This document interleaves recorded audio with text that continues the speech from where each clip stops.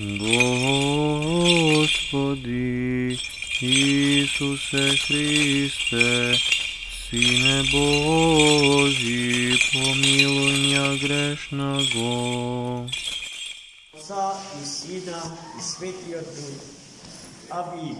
Возлюбени во Христа Бога, братья и сестры. Празникот на светото обрезание Христово по плот е единствениот Господен празник во течењето на севкупното литургиско време на Црквата Христова во текот на една година, кој што нема ниту пред празненство, ниту по празненство. Тој е празник кој што се слави само во еден ден. Со него почнува и со тој ден завршува. За денеска веднаш да почне пред празненството на еден од најголемите христијански празници Богојавление. Крштевањето на Богочовекот Христос во водите на светата река Јордан. Со тој чин Христос, откако се обреза и го исполни старозаветниот закон дословно, во се и со се, без да го укини. Христос обрезанието ќе го отфрли како вишок непотребен, препорачувајќи ни да ги обрежеме срцата наши од гревот наш, а не со символично одсекување на дел од телото на човекот да сметаме дека веќе сме се ослободиле од вирусот над сите вируси и од канцерот над сите канцери, гревот наш кој што води во смрт. Денеска пак, во првиот предпразненствен ден на светото Богојавление, Светата црква празува 3 извонредни светила, неизини, кој што се нема света душа кој што не е таква, ама за наш некој вкус сегашен и тројцата денеславени светила, иако се речиси непознати и анонимни, се необично интересни и значајни како предизвик кој што стои пред нас, но и како пример што треба да се следи. Најпрво се празнува светиот пророк Малахије. Во што е занимливоста на неговиот животопис? Во тоа што е тој последниот старозаветен пророк, кој што се јавил во историјата, свештената историја на Стариот Завет, веднаш откако старозаветниот народ Божи се ослободи од вавилонското робство и си се врати дома на своето огништо во земјата, од Бога ветена и благословена за него. За светиот Малахије се вели дека имал аполонска убавина, невидена убавина, надворешна убавина за машката природа на човекот. Но светите отци велат дека таа негова убавина произлегува од неговата внатрешна убавина, од чистотата на срцето, од здравието на умот. Бил безпоштеден кон својот народ, кон стариот Израил. Секогаш кога тој, губејќи го разумот, се оддалечувал од Бога. Едниот, освен кого што за друг Бог не знаем, бидејќи го не постои. Тогаш светиот пророк Малахија настапувал пророчки и безпоштедно го карал старозаветниот народ Божи. Светиот пророк Малахија е последниот од низата старозаветни пророци, но во суштина можеме да го сметаме за предпоследен, бидејќи приведува кон навистина последниот, а тој е свети Јован, крстител и продром Господен, кој што е премостител на старозаветната и новозаветната свештена историја. Да не беше свети Јован претеча и крстител Христов, кој што е пророк на Стариот и на Новиот Завет, помеѓу Стариот и Новиот Завет ќе се случеше непремостива дискрепанца, цела една провалија.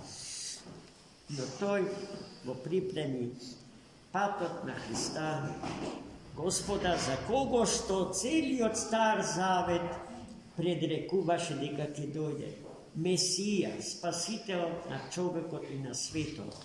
Таков е истини славениот свети пророк Малахи. Во неговите пророштва се застапени многуслојни кажувања гледано од аспект на црковното богомислие. Тој зборува за Христа во потениот Логос, зборува за ангелологијата, зборува за сотириологијата, за последните времења, есхатологијата. И на тој начин, со неговиот чудесен јазик, јасна, кристално јасна и синтетичка богословска мисла, успео да го привлече вниманието и на големите европски творци. Таков е, например, создателот на модерната во европската литература Джеймс Джойс, авторот на култниот роман Улис. Ретко кој од вас знае дека тој е влюбен во теологијата на светиот пророк Малахи. А и самиот некогаш, зборувам за писателот Джойс, бил длабоко христијански втемелен и студирал на језуитскиот коледж во Даблин, каде што се стекнал со квалитетни длабински богословски знаења. Во целиот себе си и сета своја мисла, а неговата мисла е и мислата на модерна Европа, тоа е крајот на 19. век и почетокот на 20. век, ова што сега ја знаеме Европа, не можете да ја споредите со она на Джеймс Джойс од крајот на 19. и почетокот на 20. век. Зошто? Затоа што гледајте, Джеймс Джойс, авторот, таткото на европскиот модернизам, е целосно христијански вкорен. А денешнава Европа, што сега ја знаеме и на која што и самите и припаѓаме, дехристијанизирана Европа, обезбожена Европа. Нова паганска Европа. Градителка на новиот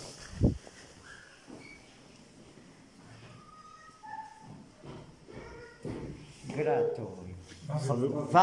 Vavilon, v kojoj što živeo jedno vrijeme sveti prorok Malahi.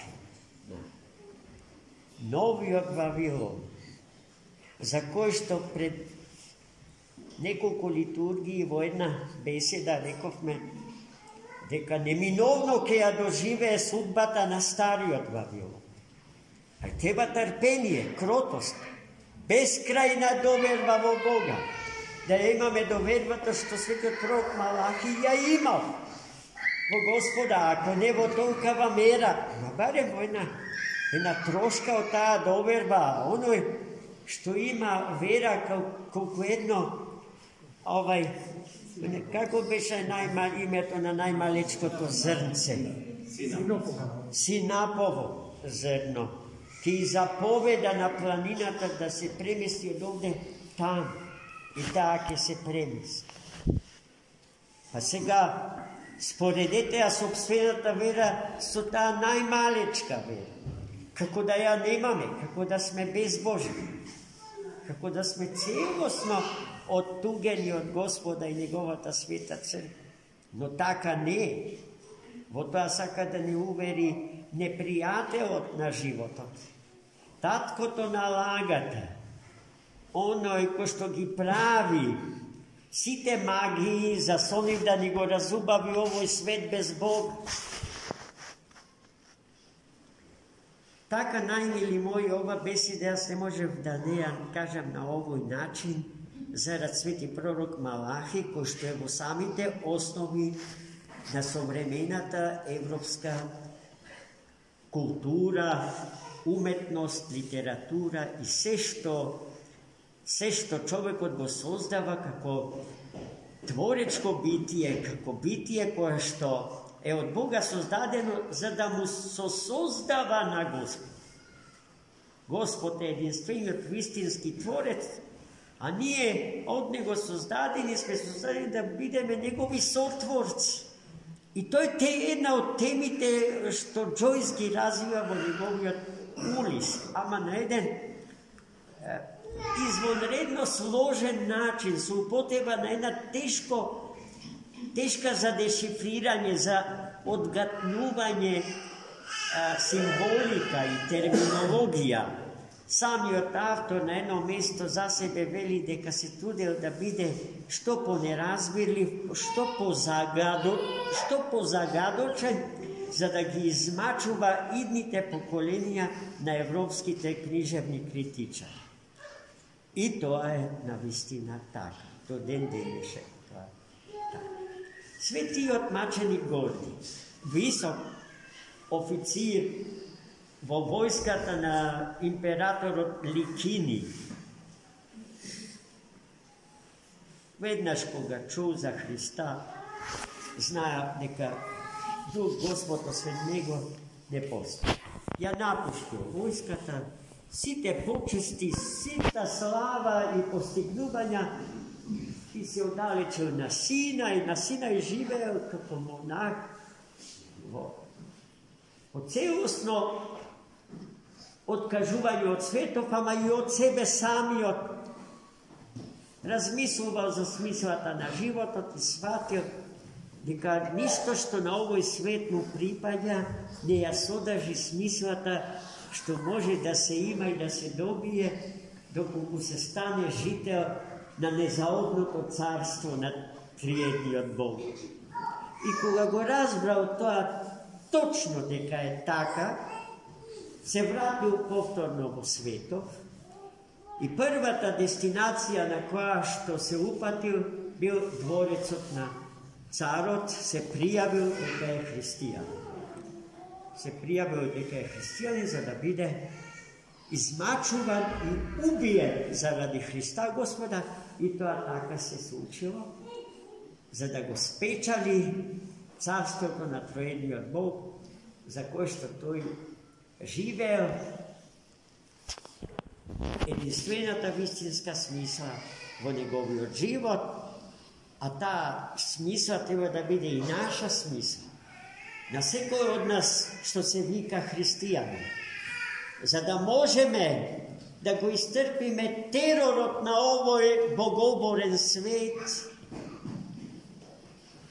насилствата, сите насилства што умот на обезбожениот човек ги смислува, за со нив да го казнува човекот кој што му е верен на Христа Господ. Гледајте какви примери Господ само денеска ни дава. И третиот пример е светата маченичка Геновева Париска, Сен-Женевиев де Пари, покровителката на тој град.